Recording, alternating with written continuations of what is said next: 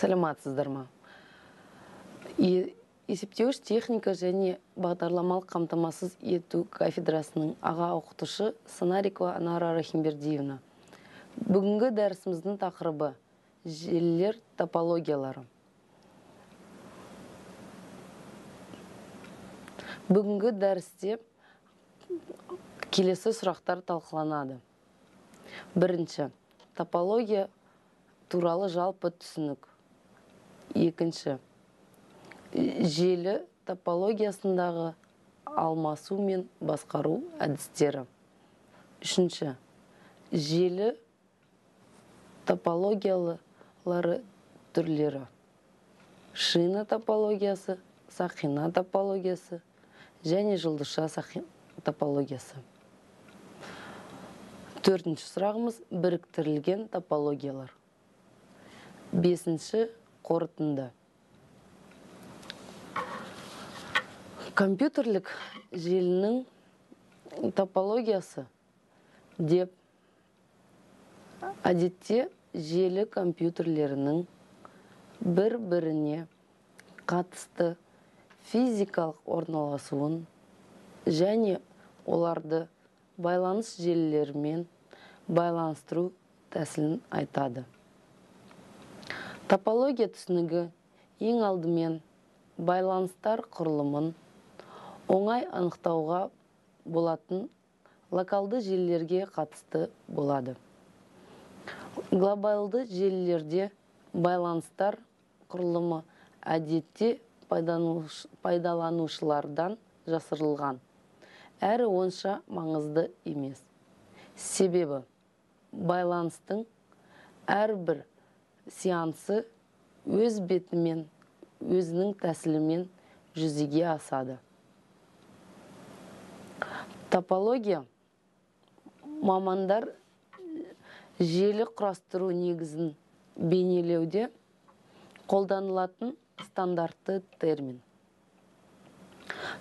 Топология немесе желі топологиясы термині компьютерлердің, кабельдердің және басқа да желі компоненттерінің орналасуын сипаттайды.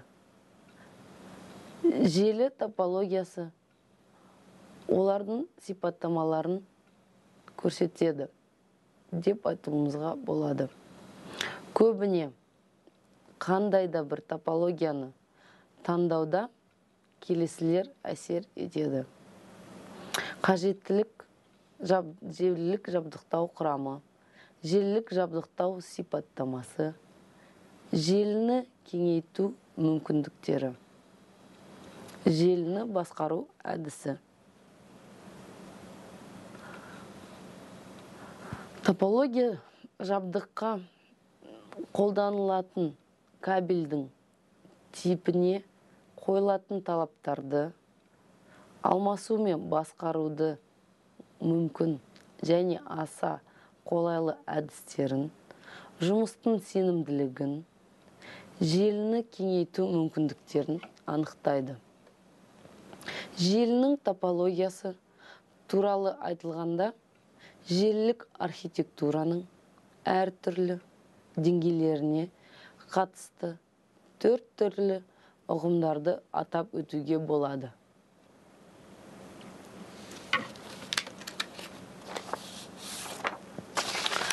Бірінші, физикалық топология. Компьютерлердің орналасу мен кабельдердің төселу сұлбасы. Екінші, логикалық топология. Байланыстардың құрылымы, сигналдардың желі бойымен таралу сипаты. Үшінші, алмасу мен басқару топологиясы. Мұнда бөлек компьютерлердің арасында желіні басып алу, құқығын беру қағидасы мен реті. Төртінші, ақпараттық топология. Желі бойымен жіберіліп жатқан ақпарат ағынының бағыты. Желі топологиясын сонымен қатар толық байланысқан және толық байланыспаған деп бөлуге болады. Екі компьютердің арасында мәліметтермен алмасу үшін желінің басқа түйіндері арқылы мәліметтердің аралық жіберілуі қажет болғанда толық байланыспаған топологияларын қолдануға болады. Толық байланысқан топология ішіндегі әрбір компьютер тікелей барлық қалғандарымен байланысатын желіге сәйкес келеді. Толық байланысқан топологиялар ірі желілерде сирек қолданылады. Логикалық қарапайымдылыққа қарамастан, топологияның бұл түрі үлкен әрі тиімсіз болып табылады. Себебі бұл жағдайда желідегі әрбір компьютердің желінің қалған компьютерлерінің әрқайсысымен байланысы үшін жеткілікті коммутациялық порттарының үлкен саны болуы керек. Әрі компьютерлердің әрбір жібі үшін бөлек физикалық байланыс желісі бөлінуі керек. Желілер топологиясында кездесетін келесі тағы бір топология түрі ол ұяшықты топология. Толық байланысқан топологиядан кейбір мүмкін байланыстарды жою жолымен алынады.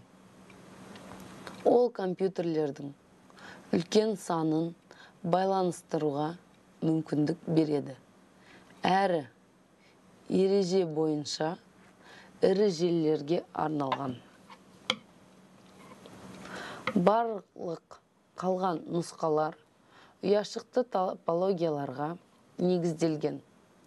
Онда компьютерлер арасындағы мәліметтермен алмасу желінің басқа түйіндері арқылы жіберілуі мүмкін. Желі әрқашан әрбіреуі пакеттерін жіберуге құқылы бірнеше абоненттерді біріктіреді. Бірақ бір кабель бойынша екі абонент бір уақытта ақпараттарын жібере алмайды. Әйтпесе, дау пайда болуы мүмкін. Ол екі ақпараттың да бұрмалануына немесе жоғалуына әкеледі.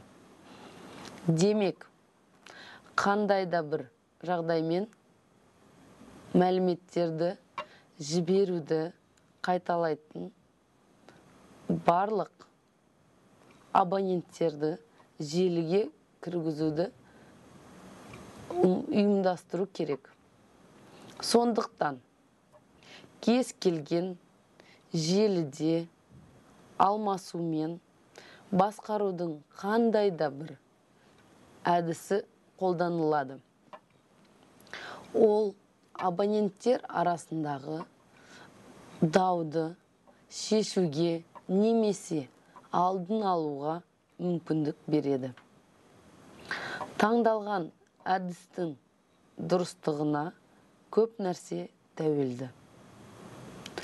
Компьютерлер арасындағы ақпаратпен алмасу жылдамдығы, желінің жүктеулік қабілеттілігі, желінің ішкі оқиғаларды қабылдау уақыты және тағы басқалары.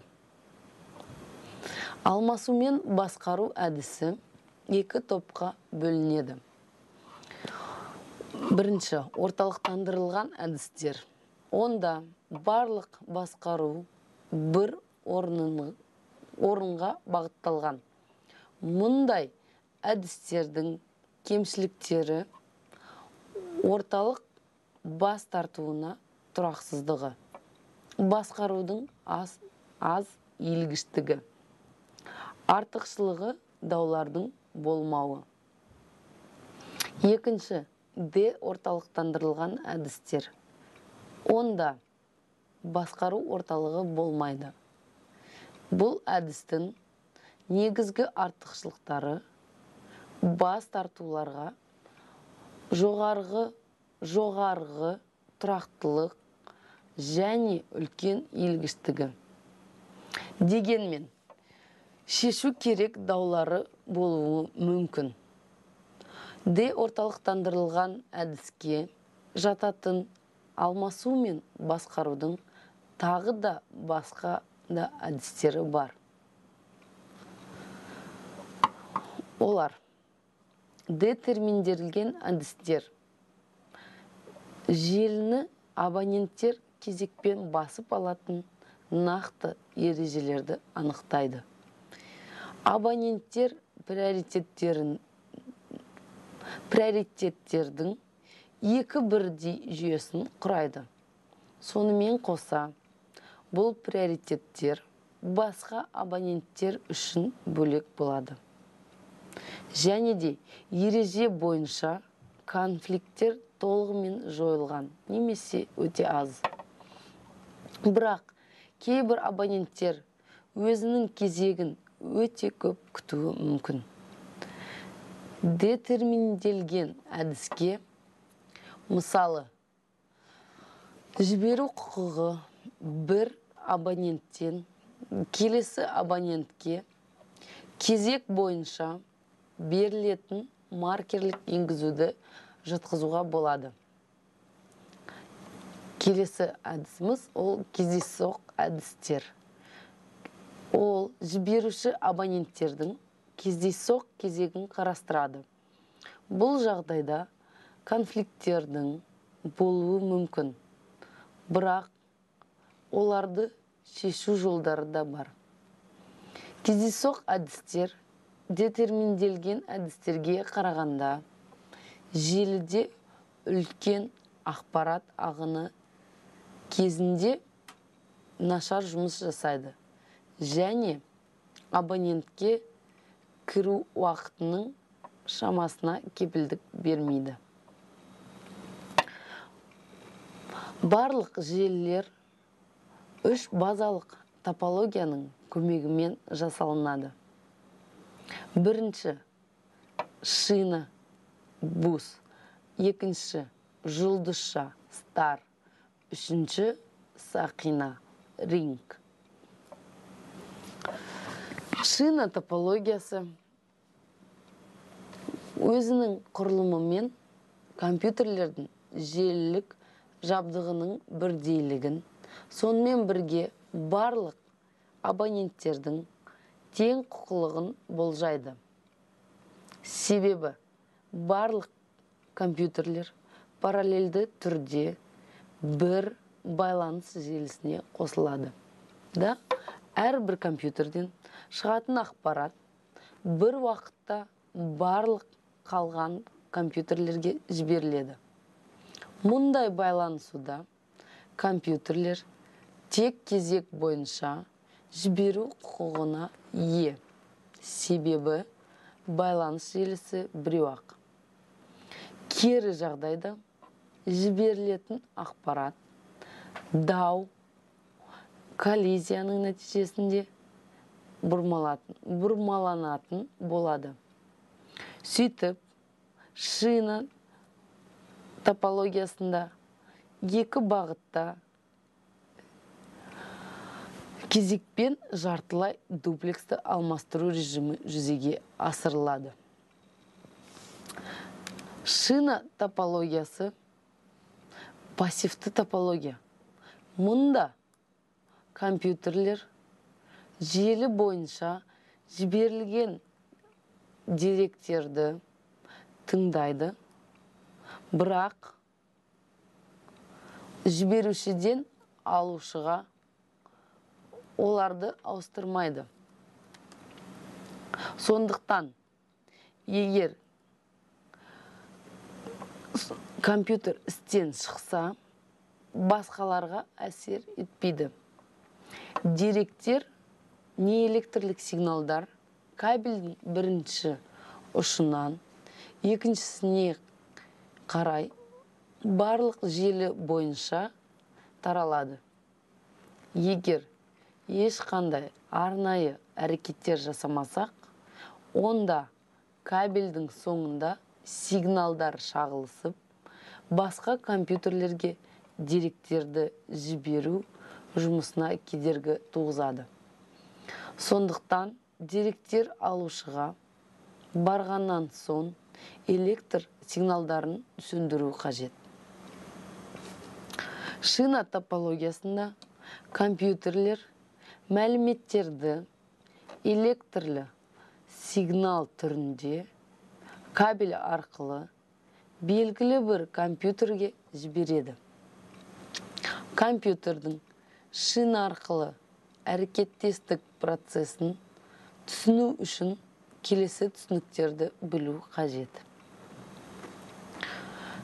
Сигнал беру, сигнал шағылысуы және терминатор. Шина байланыс сызығы біреу болғандықтан және оны желінің барлық абоненттері бөлетіндіктен, онда алмасу кезіндегі ақпарат жіберуші компьютерден барлық қалған компьютерлерге таралады. Бірақ оны тек ақпарат адрестелген компьютерге ғана алады. Желінің барлық компьютерлеріне деректер жіберіледі. Бірақ ол деректерді шифрланған мекен жайына сәйкес компьютер ғана қабылдайды. Сонымен қатар әрбір уақытта тек бір компьютер ғана жібере алады. Ұзын байланыс желілері бойымен электр сигналдарының таралу ерекшеліктеріне байланысты шинаның ұштарына арнайы сәйкестендіруші құрылғыларды, яғни терминаторларды қосуды алдын ала қарастыру қажет. Терминаторларды қоспағанда сигнал желі ұшынан шағылады да желі бойымен байланыс мүмкін болмайтындай жағдайға соқтырады. Мұндай байланыс кезінде компьютерлер тек кезек бойынша ақпаратты жібере алады. Кері жағдайда дау пайда болуы мүмкін. Мысалы,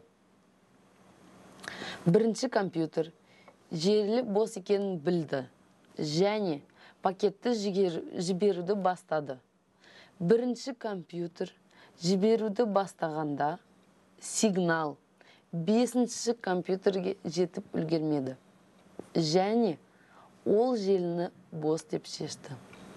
Бірнеше уақыттан соң желіде дау пайда болатыны анық. Мұндай жағдай коллизия деп аталады. Мұндай конфликттердің шешілуі әрбір бөлек абоненттің желілік құрылғысына жүктеледі. Жіберуші станция желіден алынған сигналды жіберілген сигналмен сәйкеспегенін байқаса, ол коллизия туды деп шешеді және пакет жіберілуін тоқтатады. Және бірінші компьютер мен бесінші компьютер коллизияны байқап жіберуді тоқтатады. Осылайша шинада жарты дуплексті алмасу режимі жүзеге асырылады. Шинаға бөлек компьютерлердің бас тартулары қорқынышты емес. Себебі желінің барлық қалған компьютерлерінде мәліметтермен алмасуды қалыпты жалғастыра береді. Шинаға кабельдің үзілісі де қорқынышты емес болып көрінуі мүмкін. Себебі бұл жағдайда екі шинаны аламыз. Бірақ кабельдің үзілісі және зақымдануы кезінде байланыс сызығының сәйкестігі бұзылады, яғни терминатор болмайды. Және тіпті өзара байланысып қалған компьютерлер арасында да алмасу бұзылуы мүмкін. Шина топологиялы желіде кабель әдетте екі тәсілмен ұзартылады. Кабельдің екі бөлігін біріктіру үшін баррель коннекторды қолданады. Бірақ оларда сигналдар әлсірейтіндіктен көп пайдалануға болмайды. Бірнеше қысқа бөліктерді біріктіргенше бір ұзын кабель қолданған жөн. Екінші тәсіліміз ол кабельдің екі бөлігін біріктіру үшін репитер қолданылады. Коннектордан айырмашылығы ол сигналды келесі сегментке жіберер алдында күшейтеді. Сондықтан баррель коннектор орнына репитер мен немесе бір ұзын кабель пайдаланған жөн. Мұндай жағдайда үлкен арақашықтықта сигналдар бұзылмай жетеді. Шина топологиялы желінің байланыс желілері бойымен өткенде ақпараттық сигналдар нашарлайды да ешқалай қалыпқа келмейді. Бұл байланыс желінің сомалық ұзындығына қатаң шектеулер қояды. Шина топологиялы желінің ұзындығын ұзарту үшін жиі бір-бірімен арнайы сигналдарды қалыпқа келтірушілердің, яғни репитерлердің немесе қайталағыштардың көмегімен байланысқан бірнеше сегменттерді қолданады. Алайда желі ұзындығын бұлай арттыру шексіз жалғаса бермейді. Себебі сигналдардың байланыс желілері бойымен ақырғы таралу жылдамдығымен байланысты шектеулер де болады.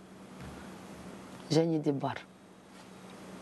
Шина топологиясы кезінде алмасумен басқарудың орталықтандырылған әдісі қолданылуы мүмкін. Бұл кезінде абоненттердің біреуі орталық, барлық қалған абоненттерге, яғни перифериялық.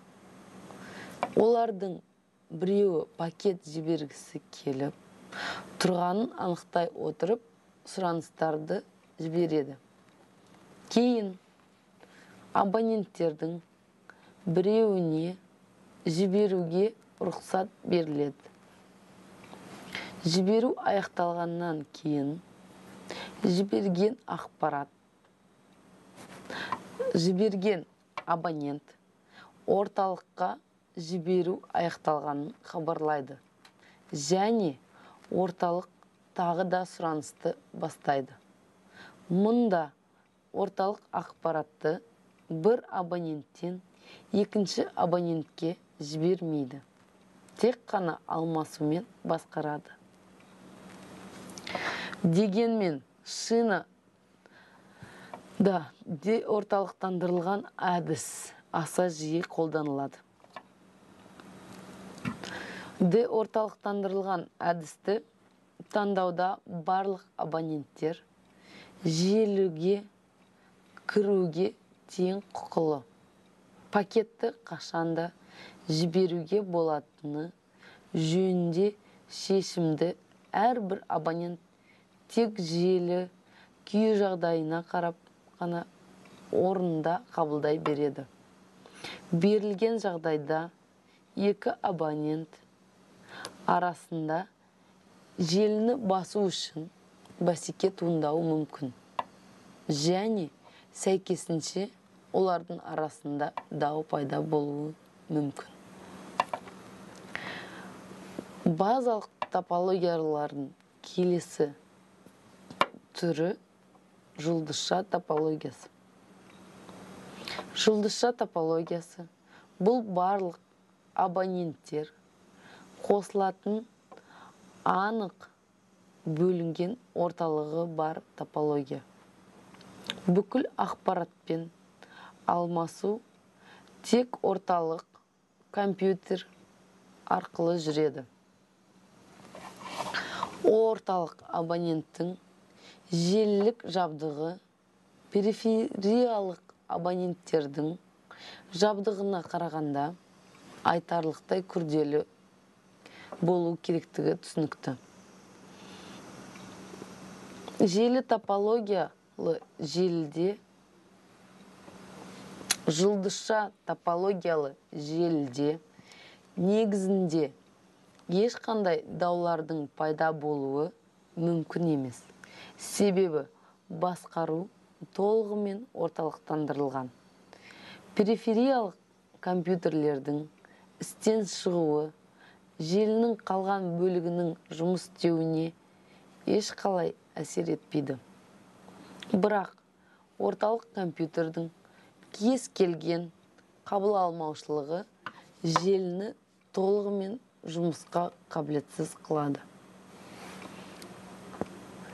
Кез келген кабельдің үзілуі немесе ондағы қысқаша тұйықталу жұлдызша топологиясында тек бір компьютермен алмасуды бұзады. Ол барлық қалған компьютерлер қалыпты жұмысын жалғастыра алады. Жұлдызшада әрбір байланыс желісінде тек екі абонент орналасады. Ол орталық және перифериялық. Көбіне оларды байланыстыру үшін екі желі сызығы қолданылады. Олардың әрбіреуі ақпаратты тек бір бағытқа ғана жібереді. Осылайша әрбір байланыс желісінде тек бір қабылдағыш пен бір жібергіш қана болады.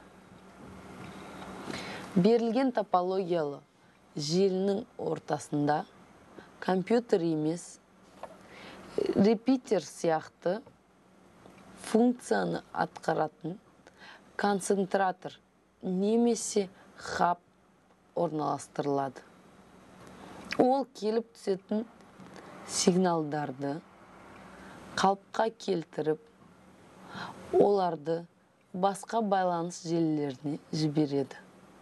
Кабельдердің төсеу сұлбасы шынайы немесе белсенді жұлдызға ұқсас болса да, анығында шиналық топологиямен жұмыс істейміз. Себебі әрбір компьютердің түсетін ақпарат бір уақытта барлық қалған компьютерлерге жіберіледі, ал орталық абонент болмайды. Жұлдызша топологиялы желіде желі конфигурациясын басқару мен кабельді қосу орталықтандырылған. Бірақ оның кемшілігі де бар. Барлық компьютерлер орталық нүктеге қосылғандықтан үлкен желілер үшін кабельдер шығыны едәуір көбейеді. Сонымен қатар орталық компонент жұмыс істемей қалса, онда барлық компьютерлерде жұмыс істемей қалады.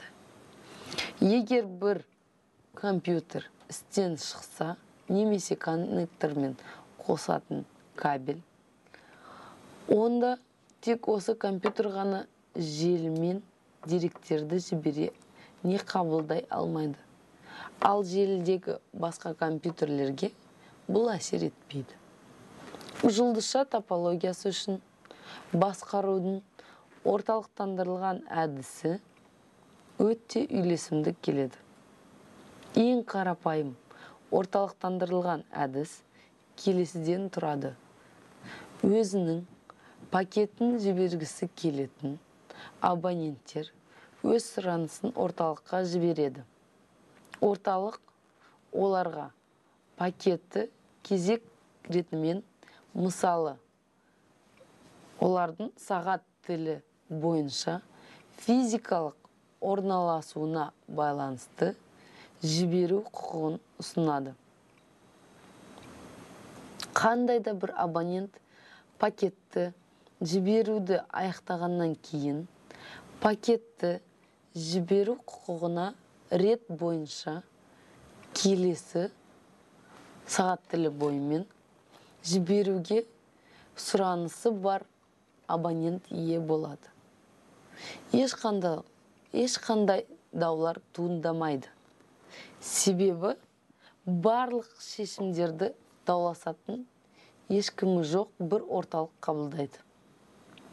Егер де барлық абоненттер белсенді және жіберуге сұраныс қарқынды түсетін болса, онда олардың барлығы қатаң түрде кезек бойынша жіберетін болады. Бірақ орталық ерекше сенімді болуы керек. Әйтпесе, бүкіл алмасу бос болады. Басқару механизмі аса иілгіш емес. Себебі орталық қатаң берілген алгоритм бойынша жұмыс істейді. Сонымен бірге басқару жылдамдығы айтарлықтай жоғары емес. Тіпті егерде әрдайым тек бір абонент жіберетін жағдай болғанда, ол бәрібір орталық барлық қалған абоненттерді сұрап шыққанға дейін әрбір жіберілген пакеттен кейін күтуі керек. Жұлдызшаның артықшылығы барлық қосылу нүктелері бір жерге жиналғандығы болып табылады. Бұл желі жұмысын оңай бақылауға, орталықтанған қандай да бір абоненттерді қарапайым айыру жолымен желі ақауларын жоюға, сонымен бірге бөтен тұлғалардың ену рұқсатын шектеуге мүмкіндік береді. Жұлдызша типті барлық топологиялар үшін ортақ кемшілік басқа топологиялармен салыстырғанда аса көп кабель шығыны болып табылады.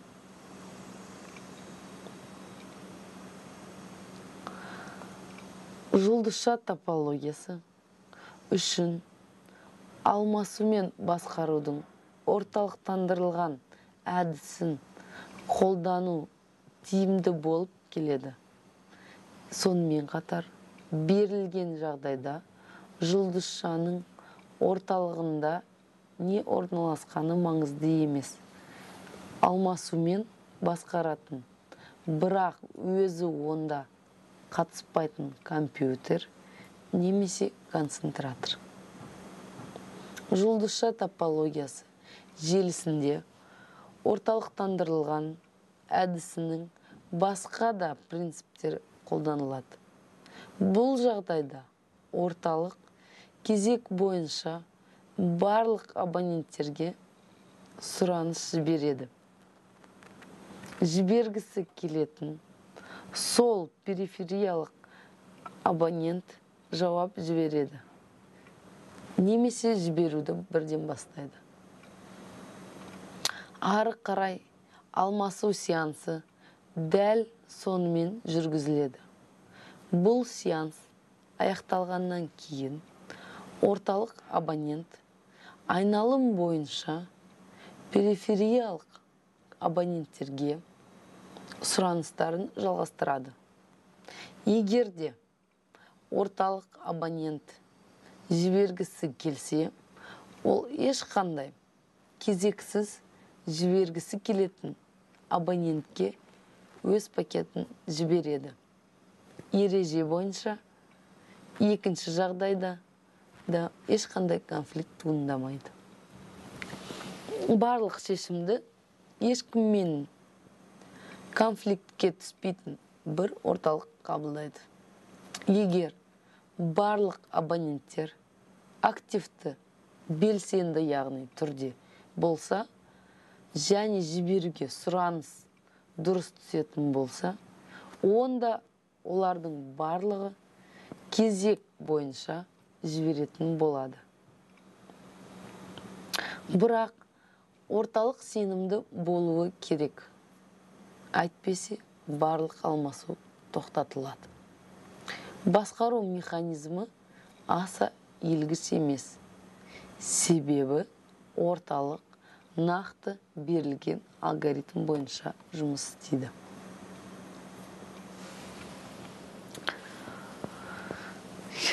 Базалық топологиялардың тағы бір келесі түрі ол сақина топологиясы. Сақина топологиясы бұл әрбір компьютерлер екі байланыс сызығы арқылы байланысатын топология. Яғни біреуінен ол тек ақпаратты алады, ал екіншісіне тек жібереді. Әрбір байланыс желісінде тек бір ғана жібергіш пен бір қабылдағыш жұмыс істейді. Бұл сыртқы терминаторларды қолданудан бас тартуға мүмкіндік береді. Сақина ең маңызды ерекшелігі әрбір компьютер оған келетін сигналды ретрансляциялауында, яғни қалыпқа келтіруінде репитер рөлін атқаруында жатыр. Сондықтан түгел сақинада сигналдың өшуі ешқандай әсер бермейді. Берілген жағдайда анық бөлінген орталық болмайды. Барлық компьютерлер бірдей болады. Алайда бәрінен жиі сақинада алмасумен басқаратын немесе алмасудың бақылайтын арнайы абонент бөлінеді. Мұндай басқарушы абоненттің болуы желі сенімділігін төмендететіні анық. Себебі оның істен шығуы бірден бүкіл алмасуды тоқтатады.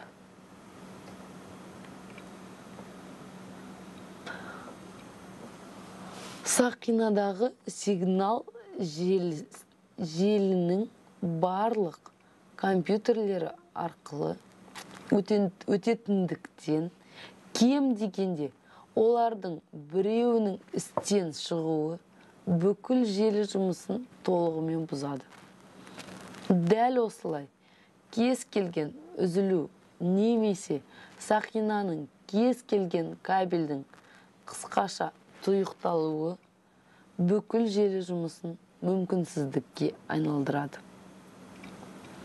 Сақина кабельдің зақымдануларына аса осал болып келеді.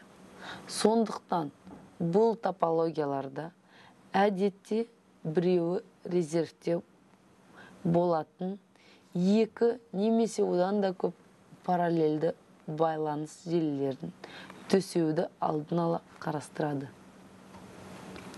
Сақинаның кемшілігі деп желінің әрбір компьютеріне екі кабельден әкелу қажеттілігін санауға болады. Сақина топологиялы желіде алмасумен басқарудың маркерлік әдісін қолданады. Маркер арнайы түрдегі үлкен емес басқарушы пакет. Сақина топологиялы желіде басқарудың маркерлік әдісінің жұмысын қарастырайық.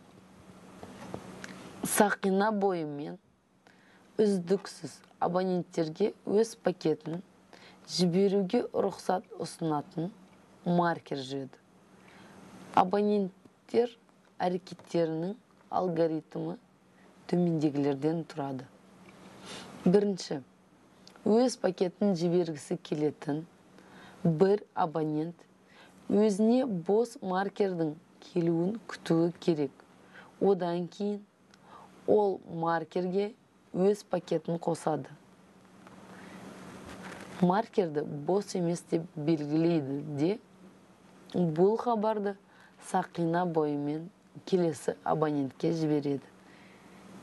Екінші, барлық қалған абоненттер тіркелген пакетімен, маркерді алысымен, пакет оларға адрестелген бе екенін тексереді. Егерде пакет оларға адрестелмеген болса, олар қабылдап алған хабарды сақина бойымен одан әрі қарай жібереді.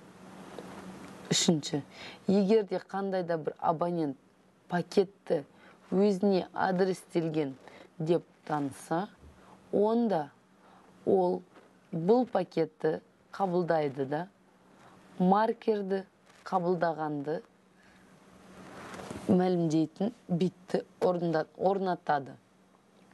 Әрі хабарды сақина бойымен әрі қарай жібереді. Төртінші, жіберген бір абонент сақина бойымен өтіп шыққан хабарды кері алады да, маркерді бос деп белгілейді. Желіден өз пакетін жояды да, бос маркерді сақина бойымен одан әрі қарай жібереді. Жібергісі келетін абонент осы маркерді күтеді. Сөйтіп бәрі қайта-қайталанады. Берілген басқару әдісіндегі приоритет географиялық болып табылады.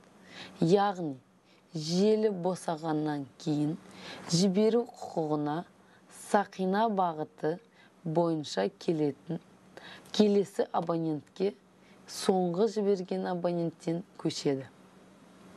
Сақина абоненттерді қосу, бүкіл желі жұмысының қосылу уақытының міндетті тоқтатылуын талап етеді.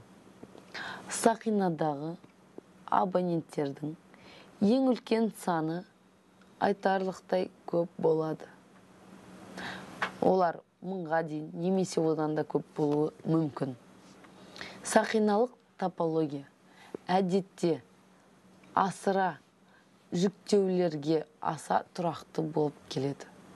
Ол желі бойымен жіберілетін ақпараттың ең үлкен ағымымен сенімді жұмысты қамтамасыз етеді. Сақина топологиялы желіде орталықтандырылған әртүрлі әдісі сияқты кездейсоқ ену әдісі де қолданылады. Бірақ көбіне сақина сәйкес келетін басқарудың арнайы әдістерін қолданады. Бұл жағдайда басқарудың маркерлік әдісі аса танымал. Яғни, онда маркерді арнайы түрдегі үлкен емес басқарушы пакет. Маркерлік әдістер желіде алмасумен басқарудың деорталықтандырылған және детерминделген әдісіне жатады. Онда анық белгіленген орталық жоқ, бірақ приоритеттердің нақты жүйесі бар және сондықтан да конфликттер болмайды. Сонымен қатар тәжірибеде топологияның базалық комбинациялары да қолданылады. Тізбекті топология, яғни шина жұлдызша топологиясы. Бұл қиын топологиялардың қарапайым түрі. Ол концентраторларды олардың порттары көмегімен тізбектей байланыстырады. Оны құрастыру қиын емес. Қосымша шығындармен байланыспаған және администрациялауды арнайы дағдысы қажет емес. Бірақ концентраторлардың тізбекті топологиясы концентраторлардың шекті санын ғана байланыстырады және одан да артық емес. Жұлдызша шина топологиясы Старбус, яғни бұл шина мен жұлдызша топологияларының комбинациясы. Көбінесе ол былай болады. Жұлдызша топологиялы бірнеше желілерді магистральды сызықты шина көмегімен біріктіреді. Жұлдызша шина топологиялы желі жағдайында бір компьютердің істен шығуы желіге ешқандай әсерін тигізбейді. Басқа компьютерлер сол қалпы бір-бірімен әрекеттеседі. Ал концентратордың бұзылуы оған қосылған компьютерлер мен концентраторлардың тоқталуына әкеледі. Келесі бір түрі біріктірілген топологиялардың ол жұлдызша сақина. Жұлдызша сақина жұлдызша шинаға біршама ұқсас болып келеді. Екі топологияда да компьютерлер шина немесе сақина құрастыратын концентраторларға қосылған. Жұлдызша сақинаның жұлдызша шина топологиясынан айырмашылығы жұлдызша шинада концентраторлар магистральды сызықты шинамен біріктірілген. Ал жұлдызша сақинада басты концентратор негізінде олар жұлдызшаны құрады. Жұлдызша сақинасы келесі сипатта болады. Орталығында концентратор орнатылған, ал олардың порттарына шинаның желі сегменттері қосылады. Иерархиялық концентраторлардың бірден аса көп деңгейін қолдануды қарастырады.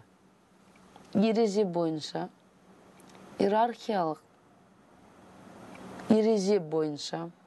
иерархияның төменгі дәрежесі қолданушылардың қосылу мүмкіндігін қарастырады.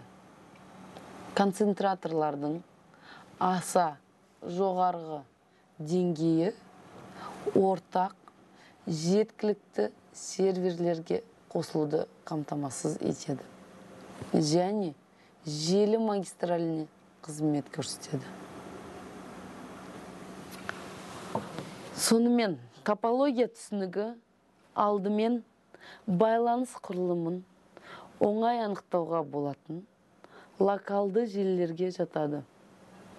Глобалды желілерде байланыс құрылымы әдетте қолданушылардан жасырылған және аса маңызды емес. Себебі байланыс сеансының әрбіреуі адамның өз қалауымен жүргізілуі мүмкін. Қорыта келгенде, топология төмендегілерді анықтайды. Яғни, жабдыққа талаптарды, қолданушы кабельдің түрін, алмасу мен басқарудың мүмкін және аса қолайлы әдісін, жұмыс сенімділігін, желінің кеңейтілу мүмкіндігін.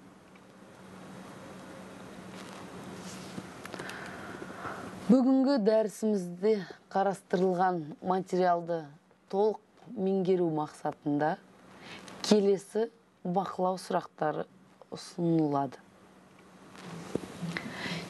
Желі топологиясы дегеніміз не? Желі топологиясының қандай түрлерін білесіңдер? Топология нені анықтайды? Толық байланысқан және толық байланыспаған топологиялардың айырмашылықтары қандай? Негізгі базалық топологиялар түрлері, яғни шина, сақина, жұлдызша топологияларына түсініктеме беріңіздер. Және олардың артықшылықтары мен кемшіліктерін атап өтіңіздер. Біріктірілген топологиялар түрлері және оларға анықтама беріңіздер.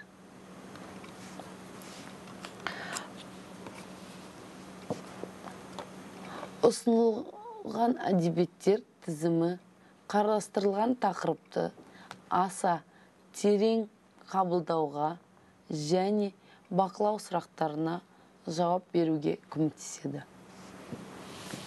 Бірінші. Алифер. Компьютерные сети. Принципы, технологии, протоколы. Учебник для вузов. Питер, 2004 жыл. В.П. Косарев. Компьютерные системы и сети. Учебное пособие для вузов. Москва. Финансы и статистика. 1999 жыл. Н.В. Максимов. Компьютерные сети. Учебное пособие. Москва. Форум. 2004 жыл. Яворский Владимир Викторович. Радько Татьяна Ивановна. Смагулова Асемгуль Сериковна. Сагентаева Жазира Нурлановна. Мухамеджанова Бигуль Олжабаевна. Компьютерлік желілер, оқу құралы. Қарағанды, Қармыту, 2008 жыл. Сонымен бүгінгі дәрісіміз аяқталды. Назарларыңызға рахмет.